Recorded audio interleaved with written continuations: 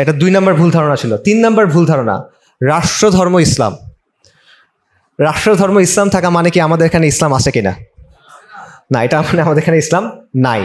রাষ্ট্রধর্ম ইসলাম থাকা, এটার ফাংশনাল গুরুত্ব নাই বললেই চলে। এটা কীরকম? যেমন ধরেন আমাদের, আবারও এটা শুধুমাত্র বাংলাদেশের জন্য না, যে মুসলিম ভূখণ্ডগুলো আছে এখানে যে রাষ্ট্র কাঠামো আছে এটা হলো সেকুলার রাষ্ট্র। এখন সেকুলার মানে কি? সেকুলার শাসন মানে কি? সেকুলার শাসন মানে কি ধর্ম যার যার উৎসব সবার? সেকুলার শাসন মানে কি অসাম্প্রদায়িকতা, ধর্মনিরপেক্ষতা? নাকি সেকুলার শাসন মানে কি ইসলাম বিদ্বেষ? কোনটা? এটার একটাও না। আসলে সেকুলার শাসনের একদম বাস্তব মানে হলো যে এখানে গায়রুল্লাহর আইন দিয়ে শাসন হয়। এটা হলো সেকুলার শাসনের একদম গায়রুল্লাহ, এবং বিশেষভাবে মানুষের চিন্তা, মানুষের তৈরি করা বাদ মতবাদ। এটা হলো সেকুলার শাসনের সবচেয়ে ইকোনমিক সংজ্ঞা, মানে অল্প কথায় বাস্তবতা যেটাতে উঠে আসে। সেকুলার শাসন হলো ওই শাসন ব্যবস্থা যেখানে মানুষ তার যুক্তি দিয়ে, বুদ্ধি দিয়ে, খেয়াল খুশি দিয়ে কিছু বাদ মতবাদ তৈরি করছে, তন্ত্রমন্ত্র তৈরি করছে, সেগুলো দিয়ে সে শাসন করবে, এবং এখানে আল্লাহর ওয়াহির, নবী সাল্লাল্লাহু আলাইহি সাল্লামের কথার কোনো মূল্য নাই।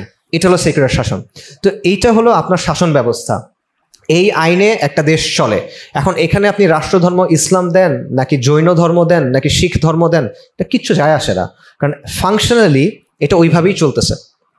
ঠিক আছে? আমি বাংলাদেশের ক্ষেত্রে যদি দেখেন, ধরেন ডেমোক্রেসির ক্ষেত্রে যদি দেখেন, ডেমোক্রেসি কি করে? ডেমোক্রেসি বলে সকল ক্ষমতা জনগণের, সার্বভৌমত্ব জনগণের।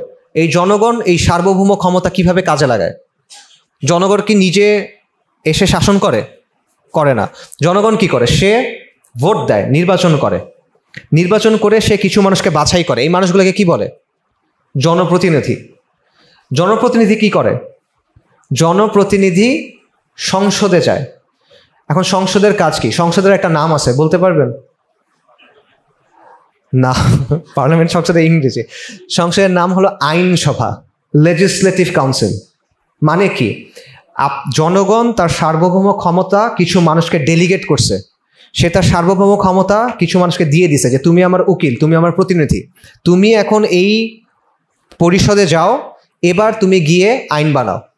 এটা হলো সংসদের কাজ। এই জন্যই সংসদের নাম আইনসভা, বিধানসভা, লেজিসলেটিভ কাউন্সিল।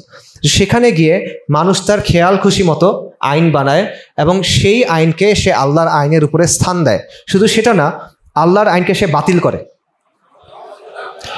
এবং সে এটা আপনার উপর বাধ্যতামূলক চাপায় দেয়। আপনি অন্য আইন চাইতে পারবেন না, রাইট? সো এই জিনিসটা হয়।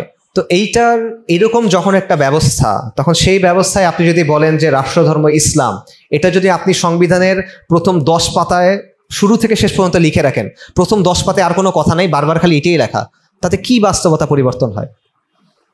মনে করেন একটা ব্যক্তি, সে প্রকাশ্যে আল্লাহকে গালি দেয়, সে প্রকাশ্যে নবী সাল্লাল্লাহু আলাইহি ওয়াসাল্লামের অবমাননা করে, স্পষ্ট, এখানে কোনো সংশয়ের জায়গা নেই। এখন এই লোক, তার পিতা মারা গেল, এখন আপনি যদি গিয়ে বলেন যে এই লোক তার বাবার সম্পদের উত্তরাধিকার হইতে পারবে না, কারণ ইসলামের একটা নিয়ম হলো কাফের কখনো মুসলিমের সম্পদের উত্তরাধিকার হইতে পারে না, এটা কি রাষ্ট্র মানবে? মানবে না। কেন? কারণ জাতীয় পরিচয়পত্রে লেখা আছে সে মুসলিম, এই জন্য সে মানবে না। এই লোক একটা মুসলিম মহিলাকে বিয়ে করলো, আপনি গিয়ে যখন মানা করেন যে না, কোনো মুরতাদ কখনো মুসলিম মহিলাকে বিয়ে করতে পারে না, এটা ইসলামের স্পষ্ট বিধান, কারো ইখতিলাফ নাই, এটা কি রাষ্ট্র মানবে? মানবে না। কেন? কারণ সে লোক, এখানে লেখা যে সে মুসলিম।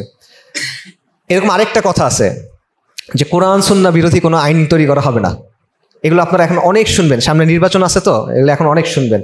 এগুলো হলো যে আপনাদের যাদের ছোট ভাই আছে বা ছোট বাচ্চা আছে, বাচ্চা মনে করেন চিড়িয়াখানায় গেছে, একটা ঘোড়া দেখছে, ঘোড়া দেখে বলছে যে বাবা আমাকে বা ভাইয়া আমাকে ঘোড়া কিনে দাও, আমার একটা ঘোড়া লাগবে, কান্নাকাটি করতেছে। আপনি বুঝলেন না যে দিব দিব, এই তো কয়েকদিন পরে বাসায় চলো কিনে দিব। এটা কেন দেন? কারণ আপনি জানেন যে তার মনে থাকবে না, সে ভুলে যাবে।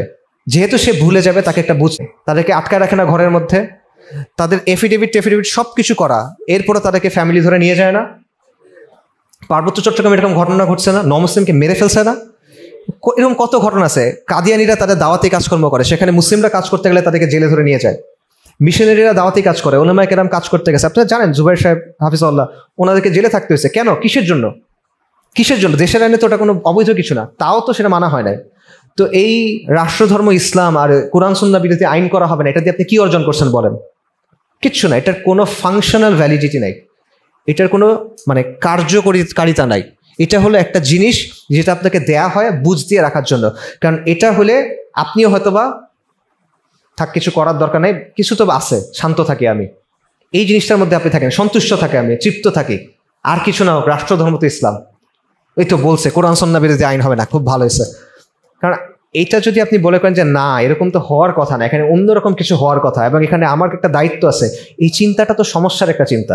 এই চিন্তাটা ঢুকলে আপনি তো আপনার সাধারণ জীবনে ফেরত যেতে পারবেন না। এই চিন্তাটা ঢুকলে আপনার তো মনে হবে যে আল্লাহর সামনে গিয়ে আমার একদিন দাঁড়াইতে হবে, তাহলে আমি কি বলবো? তো এত চিন্তা করতে কে চায়? তার চেয়ে কথা আপনি মেনে নেন, এটা তো সোজা, একটা বুঝ আপনি নেন, সেও বুঝ দিল, আপনিও বুঝ দিলেন, সবাই খুশি। এটা হলো আর কি আমাদের অবস্থা।